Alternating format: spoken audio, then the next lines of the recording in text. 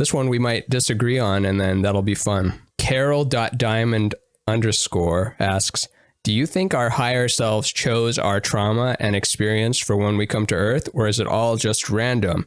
If we do choose, why do you think? Do you think our higher selves have a deeper and bigger goal? I can't prove it, but like if I'm in the voting booth with the curtain down and I have to say, like, did my higher self choose this, or is this random chaos? I'm voting Democrat all the way. It's higher self. Your higher self all the way. Higher self did it. Yeah. You want to expand on that? Higher self chose the experiences of trauma because it creates tension that gets released later, and it comes full circle, and you understand why that happened, and it was for your greater good, not necessarily like for your career or even your physical health, but your deep soul understanding, the long arc of your many, many incarnations. Everything is there in order to have the tension pay off later. And it factors into it's weird how the Robert Sapolsky determinism thing, like you can go super spiritual religious with determinism, and you can go total empirical chaos randomness with it, but either way it's still a determinism. Like you had no choice in the matter. It was destined to play out that way. What do you think? You're just like, nah. I mean, yeah, I mean, mostly, but I mean, it's funny. I mean, the reason I'm curious usually. So when I hear people say things like that, I just start translating I'm in my head. Like because I respect you a great deal, I like go through extra hoops in my head to be like, okay, how would I put this in a way that I can understand like where this is coming from and everything.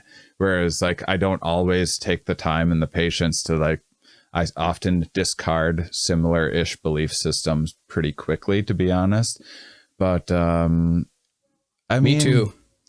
I think that,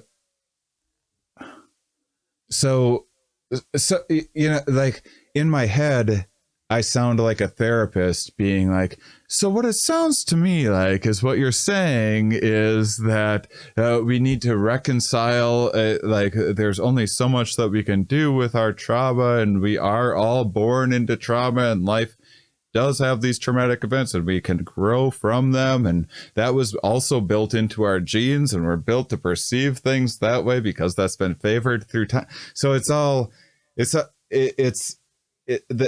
gets so muddled that over time that I like, as I'm listening to myself trying to translate, I just go, yeah, I think we're probably like not on the same page there. I just don't, I don't think that there is like a higher self, like type soul that chooses a thing and implants it. I've felt that. I've journeyed that. I've had like DMT experiences or whatever where I've done that, and it's been these lifetimes, and then I actually put myself, and it hasn't all been fun and games either. Sometimes it's like, I did this all as a joke on myself to do this for this other realm of this thing, and that's a whole other thing. And isn't that weird that when you were in that state, you probably did believe that, but then in your natural lucid state, that's not what you believe. And I'm also like, you could probably get me into that state just as easily. Like, just give me a week of suffering and I won't think of, I mean, child rape is real. That's like, so imagine using it in that context, like child rape, and be like, no, that's your higher self chose that for the tension release later in life. Like, you take the extreme examples or even medium examples, it's an insane point or an insane position to hold, yet at the grand scheme, not my 90-year-old self planned this. I'm talking like so hyperdimensional that it just this little ball of mush with like my 2 trillion neurons is nothing. It could never understand the reason of that higher being. Yeah. I mean, here's what I can say is that I think certainly that perspective either has utility now or had lots of utility in the past and through time and had been selected for.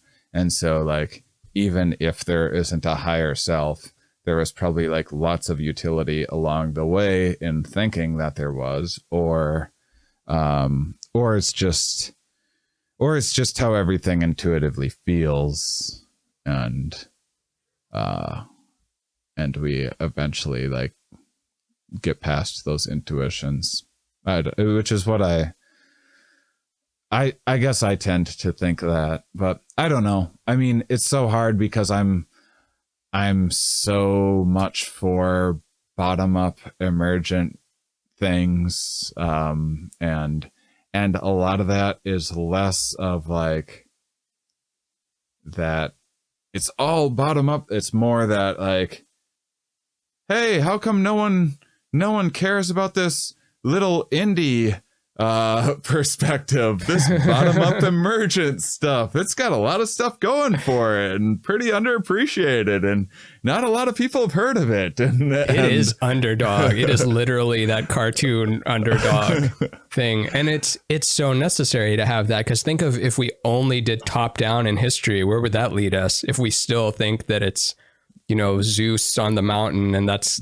good enough for me, let's not even go look up that mountain because Zeus is up there. Zeus makes lightning and we're good.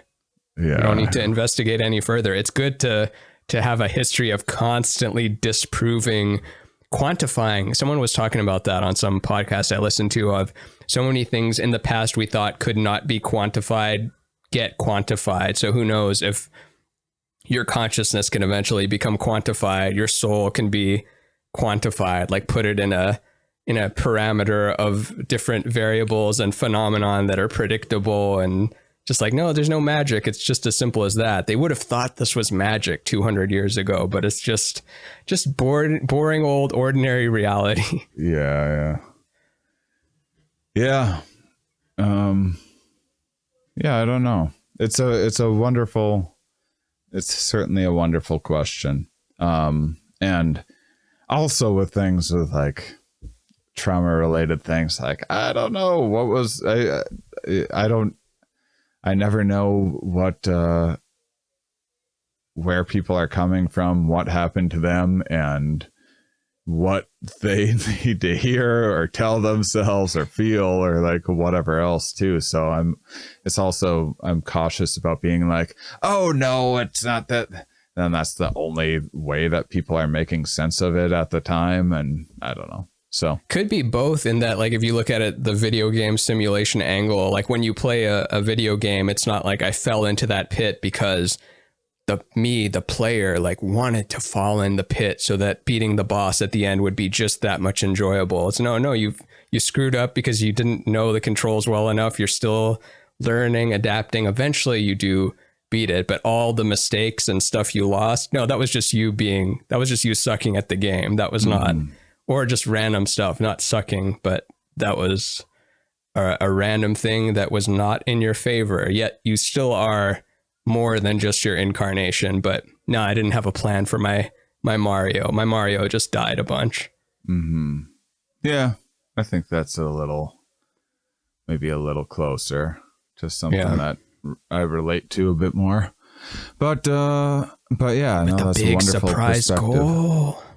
We don't get to hear your takes on that sort of stuff nearly enough on the show, because I'm always blabbing about so we should make sure and devote full episodes to exploring that point of view more often. But always push back though. That's what makes the magic. That's what makes the magic.